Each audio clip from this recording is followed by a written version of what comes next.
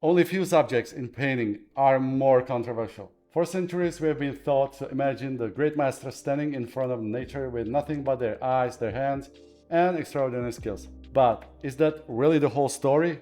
Did some of the great painters in history use devices to help them transfer reality onto the surface? Did they trace projected images? Did they use mirrors, lenses, grids, perspective machines, or even early forms of the camera obscura? I studied David Hockney's book Secret Knowledge and watched his videos, in which he presents a remarkably convincing case that the old masters used optical aids. But are his conclusions really supported by evidence? Or did Hockney simply see what he wanted to see? Was David Hockney wrong? I found a great deal of research arguing the opposite. So let's examine it.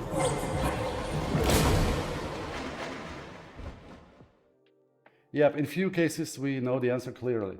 One of the examples is Canaletto.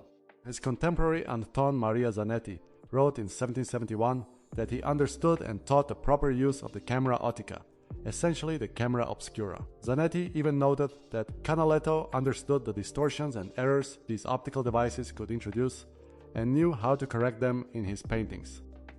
That is extremely important because here we are no longer dealing only with visual speculation.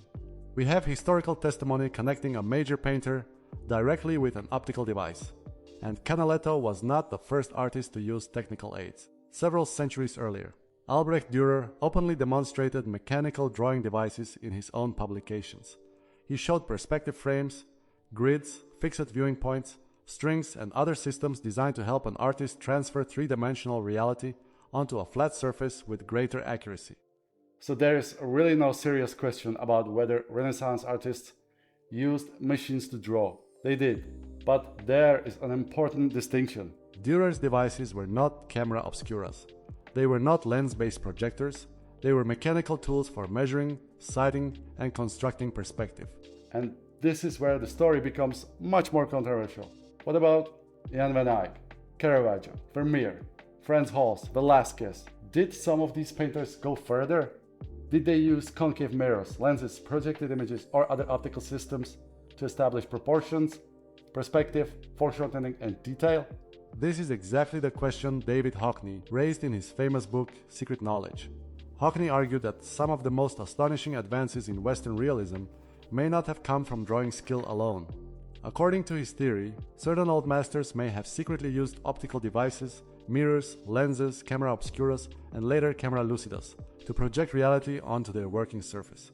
If Hockney is right, then some paintings we have admired for centuries may have been created with the help of technology far earlier than most people realize. But is he right? Did these artists really trace projected images? Or are we simply underestimating what a brilliant painter can achieve with nothing more than observation, training, and extraordinary eye? And that is exactly what we are going to investigate in this video. Let's start with Jan van Eyck. And there is really good reason to begin here. Van Eyck is one of the painters most closely associated with the dramatic rise of realism in early Northern European painting. He did not invent oil paint, as is sometimes claimed, but he pushed the medium to an extraordinary level of refinement. Look at his paintings closely. Metal, glass, skin, fabric, gemstones, reflections, everything seems almost unnaturally real. And that is exactly what made David Hockney suspicious. Hockney asked a very simple question. Was Van Eyck really doing all of this entirely by eye? One of his favorite examples is the chandelier in the Arnolfini portrait, painted in 1434. It is an incredibly complicated object, 6 arms, repeated ornate cylindrical forms, reflections, and difficult perspective. And here comes the interesting part. Infrared examination shows that Van Eyck made preparatory drawing beneath many parts of the painting, but apparently not beneath the chandelier. The chandelier seems to have been added later, directly in paint. For Hockney, this was a major clue. How to paint something this complicated without first carefully drawing it? His answer was, maybe Van Eyck didn't need to draw it. Maybe the image was already projected onto the panel. Hockney and physicist Charles Falco proposed that Van Eyck could have used a concave mirror. A concave mirror can form a real projected image of a brightly illuminated object. In a dark enough room, that image can appear on a panel or another surface. The painter could then follow the main contours and proportions, in other words, tracing with light. And Hockney went quite far with this idea. He believed the chandelier showed strong evidence of optical projection. For him, the lack of underdrawing, combined with its apparent perspective accuracy, suggested that Van Eyck may have been using technology centuries before photography existed. And I have to admit, the theory is extremely seductive, especially when you are a painter. Because when you look at the chandelier, it feels almost impossible. But when two researchers, Antonio Cremonesi and David Stork, decide to actually measure it, and this is where the story changes. If Van Eyck had projected a real, reasonably symmetrical chandelier and traced that projection, the individual arms should obey the same perspective geometry. So the researchers isolated different arms of the chandelier, digitally corrected their perspective, and placed them over each other. And they did not match very well. The painted arms contained surprisingly large geometric inconsistencies. In one measurement, the average discrepancy was around 12.6%. Then they repeated the same analysis using photographs of surviving Renaissance chandeliers. Those were much more consistent. In one example, the deviation was only about 3.55%. Their argument was simple. If, when I had carefully traced an optical projection of a real chandelier, why would the painted geometry be significantly less consistent than an actual optical image? They even perform another fascinating experiment. They asked contemporary realist painter Nicholas Williams to paint a complicated chandelier entirely by eye, no projection at all, no optical device, not even formal perspective construction. His painting looked extremely convincing, and when they measured it, its geometric errors were in roughly the same range as Van Eyck's. That tells us something very important. A painting can look mathematically perfect without actually being mathematically perfect. And as a painters, we know exactly why. The viewer does not measure every arm. The viewer sees symmetry, rhythm, light, repetition, and overall structure. If those things feel right, the brain accepts the object as correct. So where does that leave Hockney? Not completely wrong, but certainly not proven. The missing underdrawing beneath the chandelier is real. The incredible realism is real. And theoretically, an optical projection was possible. But the geometric evidence suggests that this particular chandelier behaves much more like something constructed and adjusted by a brilliant painter than something simply traced from a projection. And there is another problem. We have no surviving documents saying, Jan van Eyck used a concave mirror to project his paintings. Nothing like that exists. So the conclusion has to remain cautious. Did Jan van Eyck use optical devices? Maybe. Can it be proved that he traced the Arnolfini chandelier from an optical projection? No. And ironically, the most interesting discovery may be the opposite of what Hockney expected. The chandelier looks almost impossibly perfect, but when you actually measure it, it isn't. Van Eyck may simply have been so good at creating the illusion of reality that almost 600 years later we still have trouble believing he could have done it with his eyes and his hands only. Now let's talk about another famous painter, Caravaggio. And here Hockney's theory becomes much more plausible than it was with Van Eyck. By Caravaggio's time, lenses and optical projections were already known. His patron Cardinal del Monte was deeply interested in science, and Caravaggio may well have seen projected images. So the idea itself is not crazy. But Hockney points to one specific painting as evidence, the Supper at Emmaus. Look at the disciple on the right. His arms stretch dramatically through space, but something is wrong. The hand farther away from us is almost the same size as the hand much closer to us. Hockney suggested that this might be an optical mistake. His idea was that Caravaggio projected the figure through a convex lens, painted one hand, then had to refocus because the second hand was at a different depth.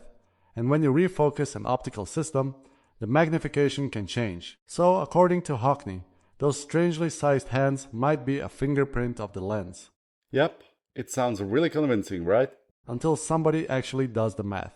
Researchers David Stork and Yasuo Furici reconstructed the setup using basic optical physics and computer graphics. The painted hands are approximately 17 centimeters and 16 centimeters wide, almost identical. But if Caravaggio had focused on the first hand and then simply moved the lens to focus on the second, the farther hand would have appeared at only about 27% of the required size. In other words, almost 4 times too small. So, what if they move the canvas instead? Still no. The hand would come out at only about 1/3 of the required size. So how could he keep both hands almost the same size? According to their calculations, Caravaggio would have had to move both the lens and the entire canvas by roughly 2 meters. Not a little adjustment. 2 meters. He would have had to reorganize the projection, move the screen or canvas, change the darkening system around it, and probably interfere with the position of the models. At that point, the optical device is no longer making his life easier. It is making the painting process absurdly complicated. And this is the key point. The authors conclude that the oversized hand was most likely not an optical accident at all. Caravaggio probably made it that size deliberately. Look again at the painting. Everything pushes toward us. The hand explodes out of the picture. The elbow on the left projects into our space. Even the basket of fruit looks as though it could fall off the table. Caravaggio was not trying to make a photograph. He was trying to make you feel the scene. And suddenly the strange hand makes perfect sense. It is not a technical error. It is drama. Now, Hockney also points to the pattern textile underneath the white tablecloth. His idea is clever. If Caravaggio was working with several separate projections and repeatedly refocusing, a complicated repeating pattern would become difficult to match. So maybe he simply covered it with a white cloth. Possible, but there is a much simpler explanation. The white cloth catches the light, separates the still life from the dark background, makes the cast shadows readable, and simplifies an already extremely busy composition. So again, what looks like an optical clue may simply be a brilliant painting decision. Does this prove that Caravaggio never experimented with optics? No. The authors themselves are careful about that. Caravaggio lived at the time when optical projection was possible, and he may very well have known about it. But this specific argument, the strange size of the hands, does not support Hockney's theory. In fact, when you apply the laws of optics, it works much better as evidence for the opposite conclusion. Caravaggio probably chose those proportions by eye deliberately because they made the painting stronger. Now let's move on to Hans Holbein the Younger. And here the story gets really interesting because with Holbein, we finally have something we did not have with Van Eyck or Caravaggio. Real evidence of tracing. But there is an important catch. It's not necessarily the kind of tracing David Hockney was talking about. Hockney focused on paintings such as the merchant Georg Gies from 1532. Look at the table. There is an incredibly complicated patterned carpet. Small containers, glass, letters, metal objects, everything painted with astonishing precision. But Hockney noticed that the perspective does not remain completely consistent. On the right side of the table, the carpet seems to suddenly change direction. Certain objects also appear to be seen from slightly different viewpoints. Hockney believed this could be a fingerprint of optical projection. His idea was that Holbein might have projected one section of the scene, traced or painted it, then moved or refocused the optical system and continued with another section. That would create a kind of visual montage. Each individual area looks convincing, but when you analyze the entire painting geometrically, the viewpoints do not quite match. And once again, it is a very clever observation. But researcher Christopher Tyler looked at exactly the same evidence and offered a much simpler explanation. The strange drop in the carpet may not be a perspective error at all. The corner of the table may simply be curved or cut away, causing the cloth to fall in a different direction. And one of the objects Hockney interpreted as a circular cylinder may actually be oval. If that is true, its apparently strange perspective disappears. Tyler also analyzed the Ambassador, another painting Hockney discussed. Hockney pointed to different vanishing points in books and other objects as evidence that Holbein may have assembled the image from separate optical views. But Tyler found something even stranger. Within a single object, there can be several inconsistent vanishing points, and that actually weakens the optical argument. A real optical projection should obey perspective automatically. A painter working by eye, however, can produce exactly this kind of thing, an image that looks completely convincing, but falls apart when you start measuring it. And then there is the famous anamorphic skull. Yes, it is a highly sophisticated perspective construction. And yes, an optical projection could theoretically help create something like it. But it can also be constructed geometrically using a distorted grid. So again, possible optics, but not proof. Now here comes the twist. We do know that Holbein really did trace. Technical examination of his portraits shows that he often made a drawing from the sitter first and then mechanically transferred that drawing onto the painting panel. In some surviving drawings, researchers can still see the marks made by a stylus. The contours correspond extremely closely to the final painted portrait. So Holbein was absolutely using professional transfer techniques. He was not standing in front of the sitter and magically recreating everything from scratch directly in paint. But this does not prove Hockney's optical theory. It proves something slightly different. Holbein traced his own drawings. Did he trace? Yes. Did he use optical projections to create those traced images? Maybe, but we have no solid evidence. And once again, Hockney found something fascinating. But Tyler reminds us an important rule. The perspective error is not automatically the fingerprint of a lens. Sometimes it's a simply fingerprint of a painter. Now let's move on to another famous painter, Vermeer. And this is where the Hockney's optical theory becomes much harder to dismiss. With Van Eyck, the evidence was weak. With Caravaggio, the optics were possible. But Hockney's specific argument about hands did not survive physical testing.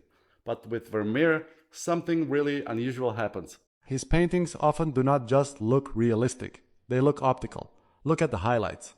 Small points of light sometimes become soft circular spots rather than sharply painted reflections. Look at the foreground objects.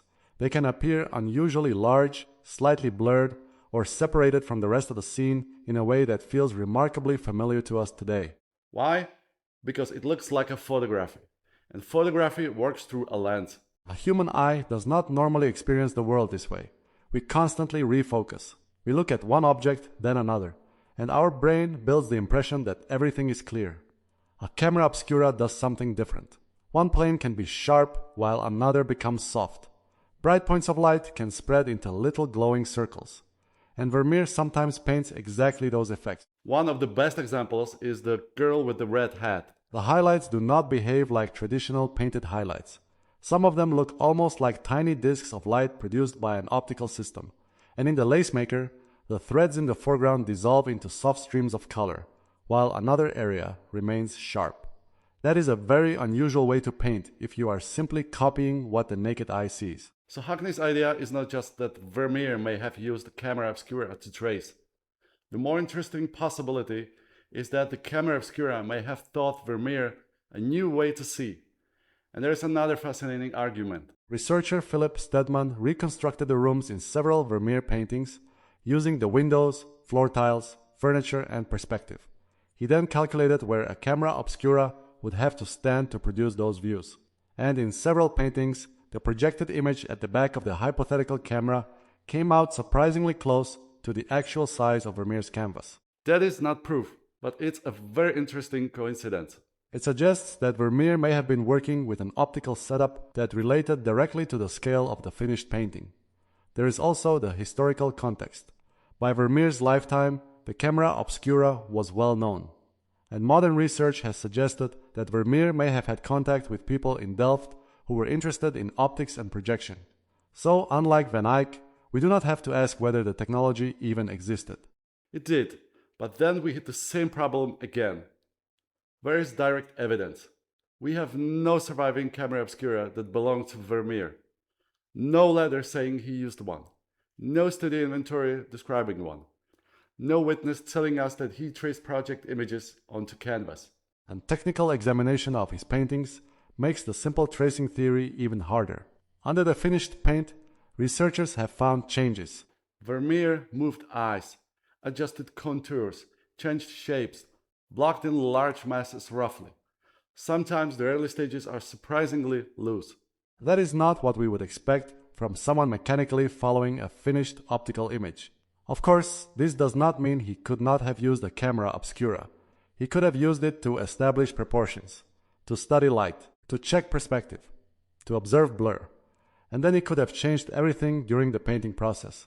That is actually the explanation I find most convincing.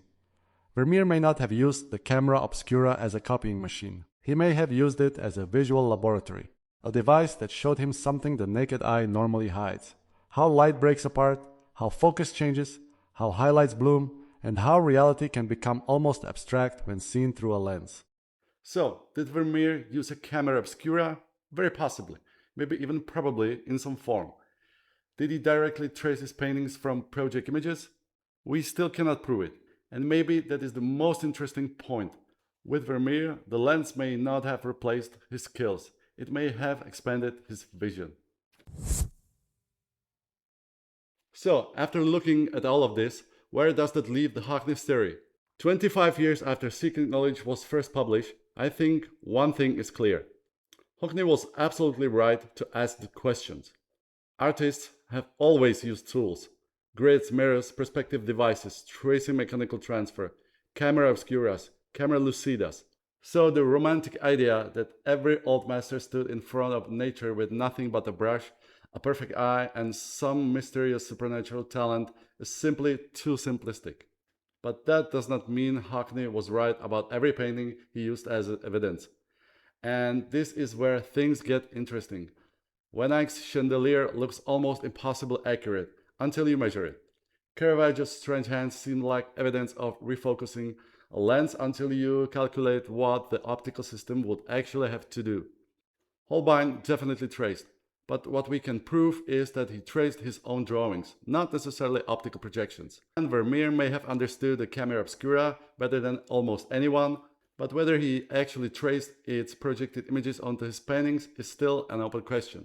So my own conclusion is this: Hockney maybe have been right about the larger idea, but too confident about some of the individual evidence. He found visual clues and interpreted them as fingerprints of optics, but later researchers were able to test some of those clues with geometry, computer reconstruction, optical physics, infrared imaging, and technical analysis. And several of his strongest arguments simply did not survive those tests. Does that make Hockney's theory worthless? Absolutely not. In fact, I think his greatest contribution may not have been proving that the old masters traced. It was forcing us to stop treating them like mythical creatures. They were craftsmen, experimenters, problem solvers. And if a mirror, a lens, a grid, or a tracing technique helped them make a better painting, why wouldn't they use it? But there is also another lesson here. Sometimes what looks like the fingerprint of a machine may simply be the fingerprint of an extraordinary painter. And maybe that is the real secret of the old masters.